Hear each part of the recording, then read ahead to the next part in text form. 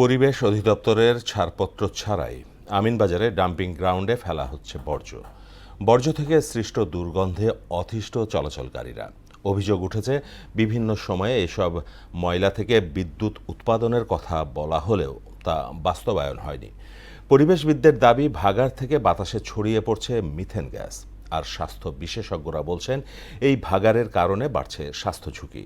মোহাম্মদ সোহেলের ক্যামেরায় বিজন কুমারের 2 পর্ব প্রতিবেদনের আজ থাকছে প্রথম কিস্তি।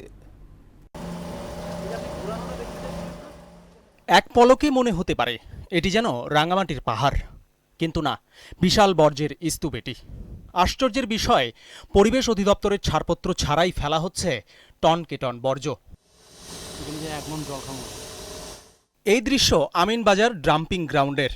প্রায় 2 দশক এই স্থানে বর্জ্য ফেলছে ঢাকা উত্তর সিটি কর্পোরেশন। সময়ের সঙ্গে বর্জ্যের পরিমাণ বেড়ে এই ভাগাড় পরিণত হয়েছে ময়লার পাহাড়ে, যা গলার কাটা স্থানীয়দের কাছে। এখানে সাধারণ মানুষ এই রাস্তাঘাট দিয়ে চলাফেরা করতে পারে, অনেক অসুবিধা হয়ে যায়। যে গন্ধটা লাগে এই গন্ধ সহজে যায় না। গন্ধ খুব খারাপ, আর কি করার। 2007 সাল থেকে এই ডাম্পিং গ্রাউন্ডে শুরু হয় বর্জ্য ফেলা। বর্তমানে মূল স্থানটি ছাড়াও রাস্তার পাশেও ফেলা হচ্ছে ময়লা। সব মিলিয়ে গ্রাউন্ডের আশপাশের এলাকাগুলো হয়ে উঠেছে দুর্গন্ধের আতুরঘর। এলাকায় যা আমরা ঠিকঠাক মতো চলাফেরা করতে পারি না।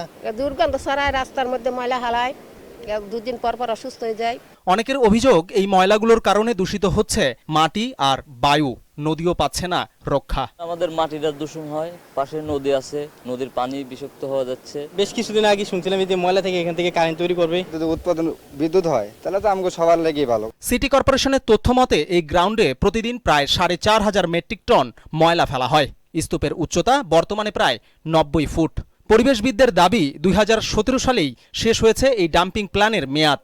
এত পরিবেশ দূষণ হচ্ছে, পরিবেশ অধিদপ্তর সেখানে ছাড়পত্র দেওয়ার মতো কোনো সুযোগ নাই। 2017 সাল বা 18 সালের পর থেকে এই ডাম্পিং সাইটের আর কোনো ছাড়পত্রের বৈধতা আর নাই।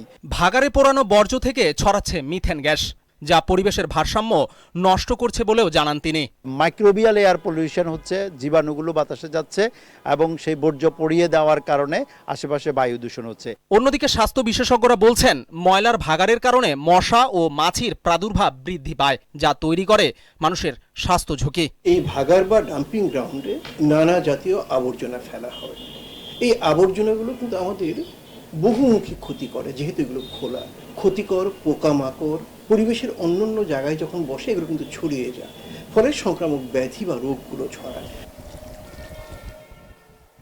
বিগত সরকারের শাসনামলে এই ডাম্পিং গ্রাউন্ড থেকে বিদ্যুৎ উৎপাদনের পরিকল্পনা গ্রহণ করেছিল। এখন দেশে নতুন সরকার কি বিদ্যুৎ উৎপাদন করবে নাকি ভিন্ন কিছু ভাবছে, জানাবো পরের পর্বে।